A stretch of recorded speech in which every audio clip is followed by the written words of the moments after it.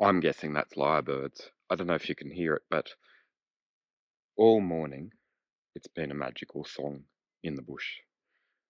I'm back at Mill Cabin in the Snowy Mountains just for one last getaway before things get really hectic for me.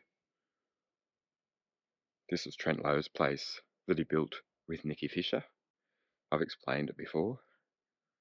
And today, I'm not taking the road bike, I'm taking the gravel bike, and I'm going to go and try the Thredbo River Trail or something like that. Anyway, and it's going to be a little bit of a tech experiment because I've got a multitude of cameras. I've got the GoPro Hero 9, 10, 11 and 12 all set up on my Canyon Grail gravel bike.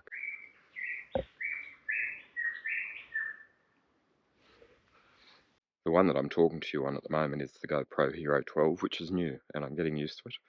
It's got a media mod on it and hopefully it does the trick to capture that beautiful birdsong because it's been a treat all morning. But the sun is up and have a look at this.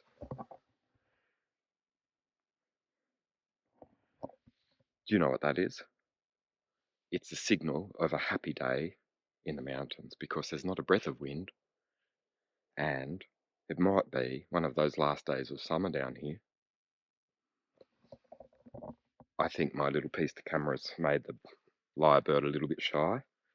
But anyway, currently on foot after my little expedition into the bush on a Tuesday morning. And soon it'll be time to ride. I'll talk to you from the bicycle.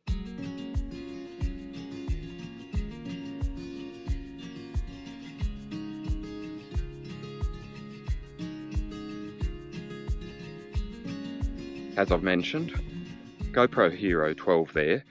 I've already had a tech issue because I had a very old SD card in the GoPro Hero 9 because it's not been in a lot of use of late. So that's been jettisoned. Now I have GoPro Hero 10, 11, 12. 12 there, pointing at it, 10 there, and 11 there. I had originally the 11 here. The idea being I was going to capture some images of all four, but I'll do that another time because basically, you know, the day is, you know, getting away from me already. And now I just want to ride my bike. All right, so I'm going to do that.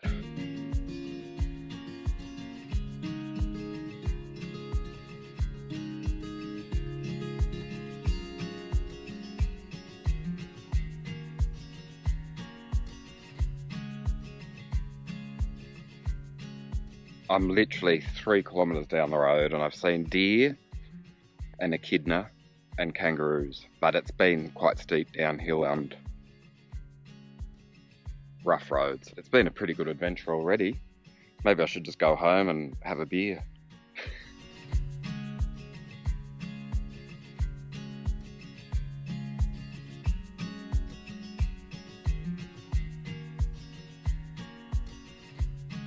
That's the Wild Brumby Distillery. It's fantastic. We had lunch there yesterday. Magic.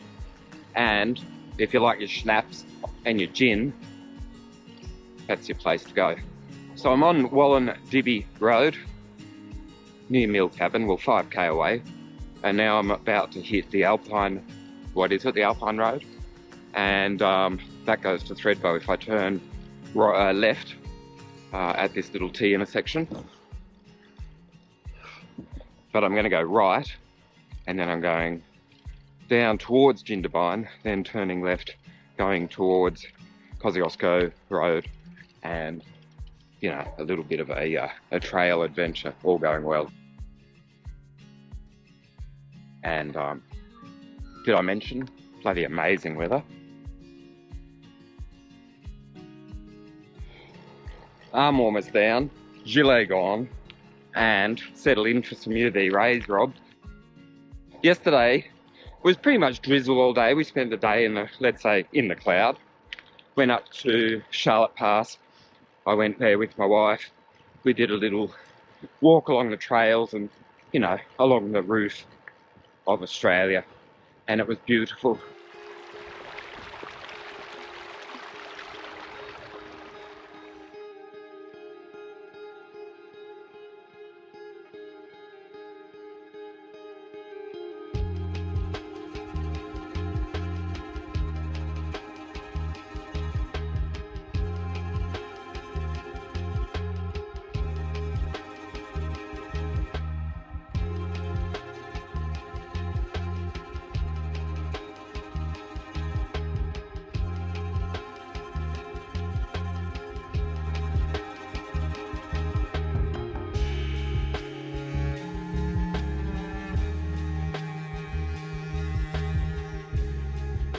So that's Lake Jindabyne behind me, and Jindabyne over yonder.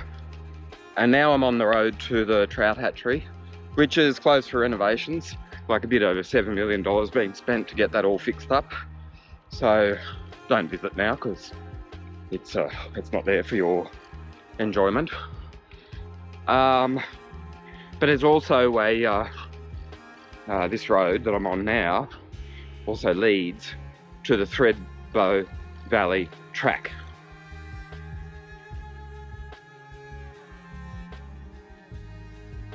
I'll just grab a picture of that sign, you know, just so that I've got it for the record. But I think I'm going to see it a fair bit because everything seems bloody well signposted down here, and everything caters for bike riders and tourists and, you know, the vibe that you want in the mountains. So I don't need to tell you that, you know, far out. Anyone who's been to the snowy mountains understands.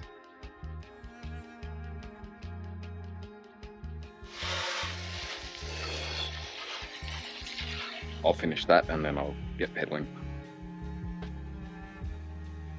I feel like I've already won, and I'm literally at the head of the trail, you know, from where I've decided to take it from. But it's bloody beautiful. There was, even though the trout hatchery's closed, there was just fish jumping like crazy. But it was on the other side of the pond, so I didn't film it for you. But trust me, you know, if you like the fishing, which I don't, then but you might, then this is the place for you. I'm pretty confident to say 1,000 bike riders have done this, so but it's my first time. Well, actually, I've done it from the top on a mountain bike with my kids many years ago, but I'm starting at the bottom, and you know, all going well, I'll go 36.1 kilometers to the top and then make my way back home.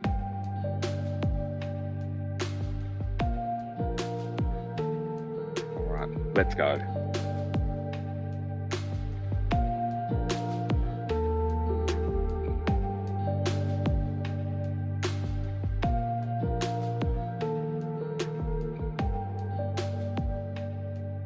At the risk of oversharing, but also with an attempt to document, you know, my journey and what is shaping up to be one of the nicest rides I've done in a very long time. I just showed you that little seating over there, which is gently nestled next to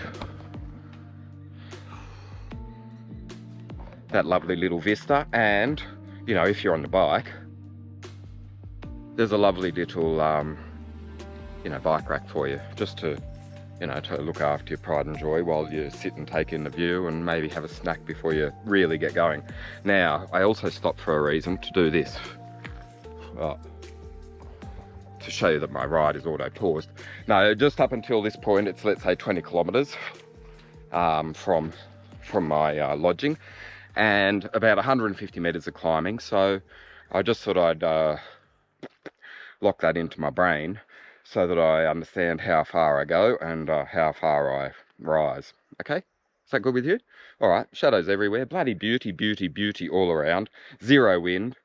So far, animal sightings. Echidna, plenty of kangaroos, lots of deer, and a couple of black cockatoos hovering overhead.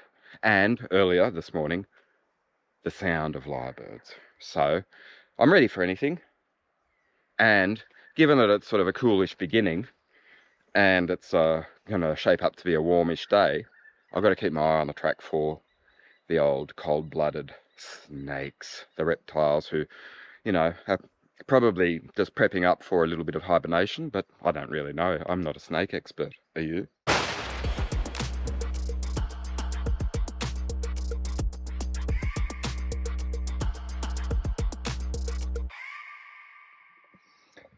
One last thing before I actually start riding my bike properly. You may have noticed that I have a pretty odd swelling in my chest, so I've finally gone and done this. Ta-da! So, it's a tourism adventure, let's say, for me, maybe you. And it's also a bit of a tech experiment, and it's also a little bit of, you know, overkill when it comes to cameras. So I've got that set up now, and a spare bracket just in case, and now I'm chesting. So you might even see my hand controls, all right? I have a Wahoo Element Bolt. That's my other bit of tech, which just basically, gives me a bit of data later on. But it's showing NA, which means not applicable. And that means I don't have a power meter on this bike. Okay? God, I've documented a lot today, but now I just want to ride my bike.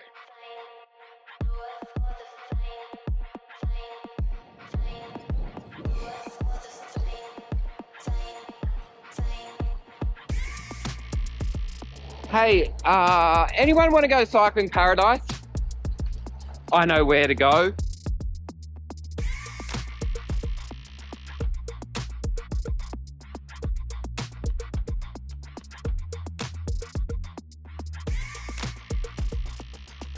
So that's interesting.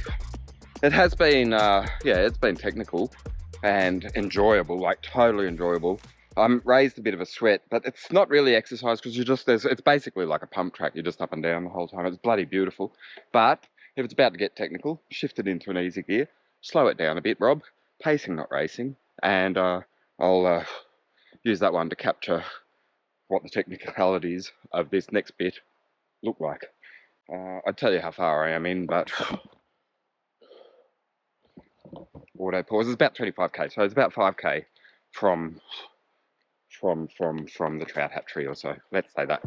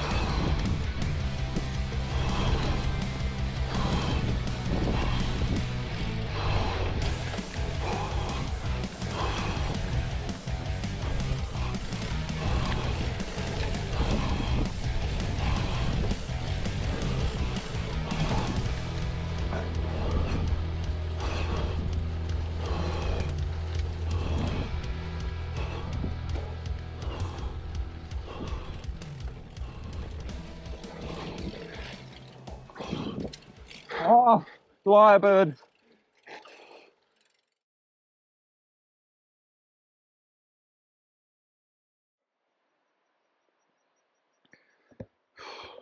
It's been terrific.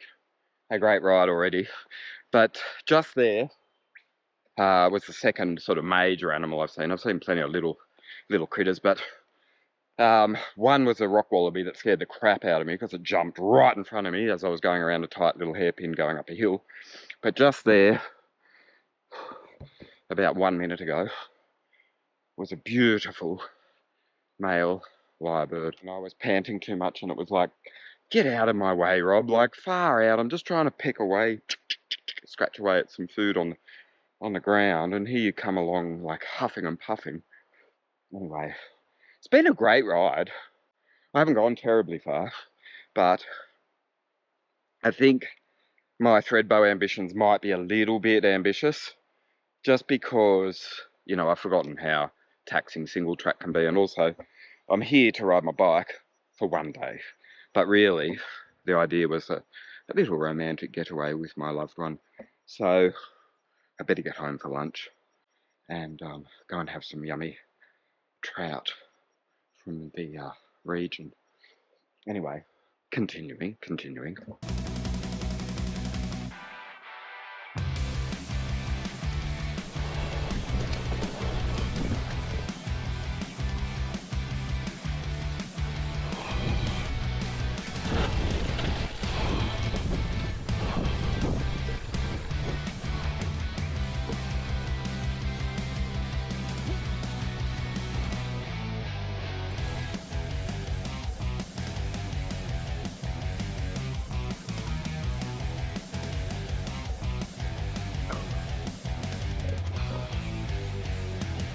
So the river, you can hear most of the way, or a lot of the way, but you don't get to see it a lot. So you're sort of hovering, you know, in the undulations beside that thing, and it's magical.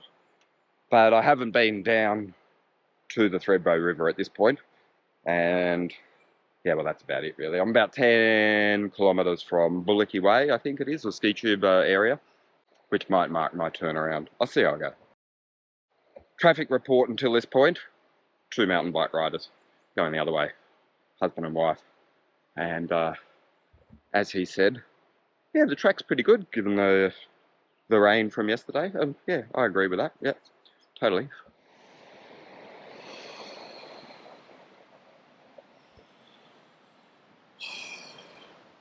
So a momentary pause at Boulder Lookout or something like that, just to jettison the undershirt, which wasn't an undershirt because I forgot to pack an undershirt, so I've been wearing a t-shirt, and I've stored it neatly at the front of my wonderful Crumpler cycling bag. I only put it there because I just, it's pretty full with, you know, my supplies and spares and stuff, and I didn't want the rear end of the Crumpler bag to flare out much because I just don't like it touching my knees when I pedal, yeah. So that's my story.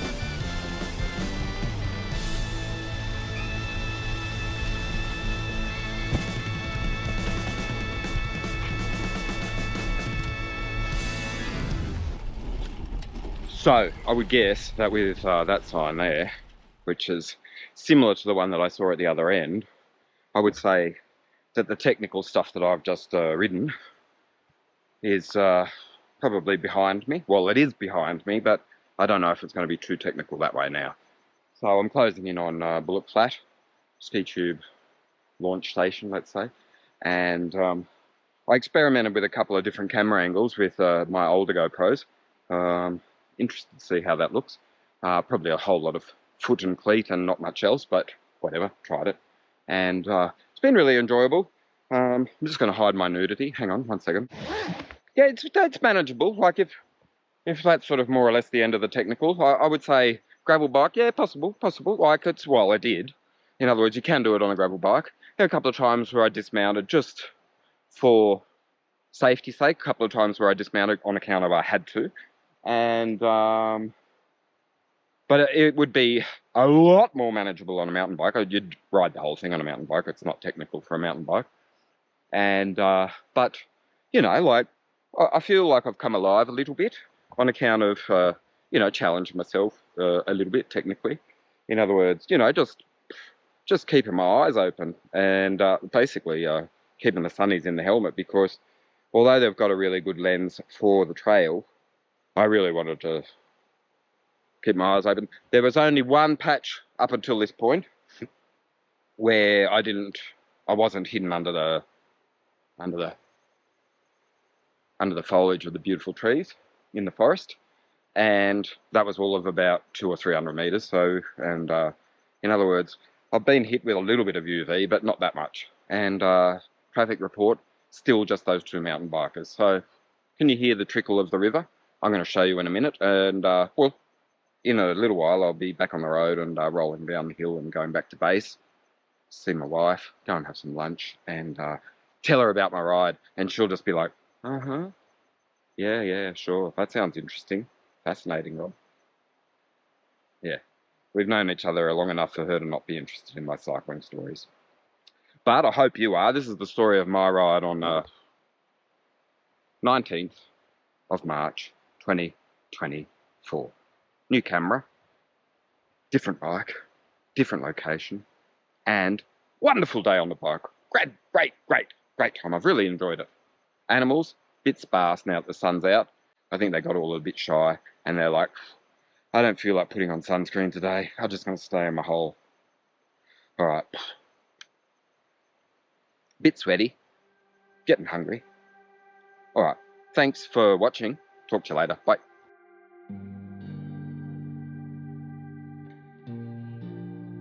Just a touch.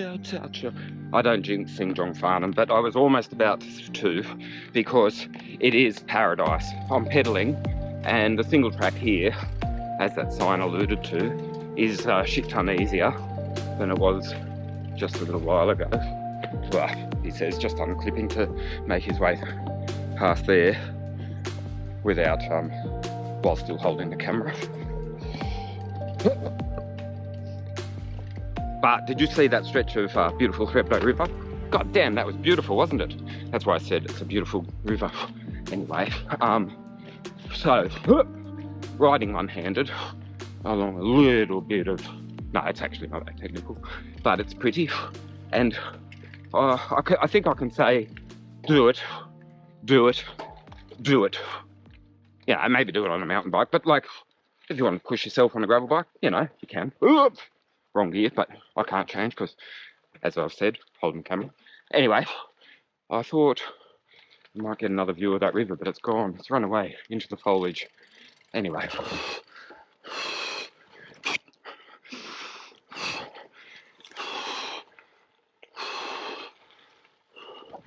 When in doubt, the trail designer seemed to say, just bang in a little gauze, a little bit of a bridge, a little bit of safety net. So, thank you very much, trail designers of the Snowy Mountains. Oh, got to put the camera away. I've got no arm strength, and I've been on the bike for a couple of hours, so I'm all pooped. All right, continuing.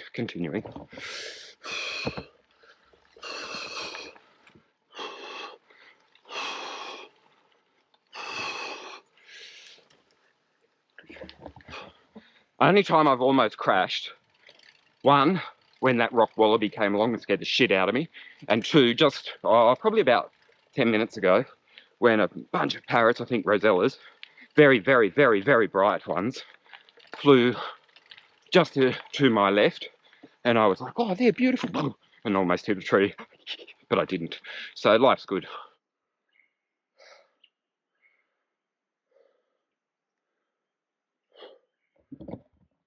Swim, anyone? Yes, please.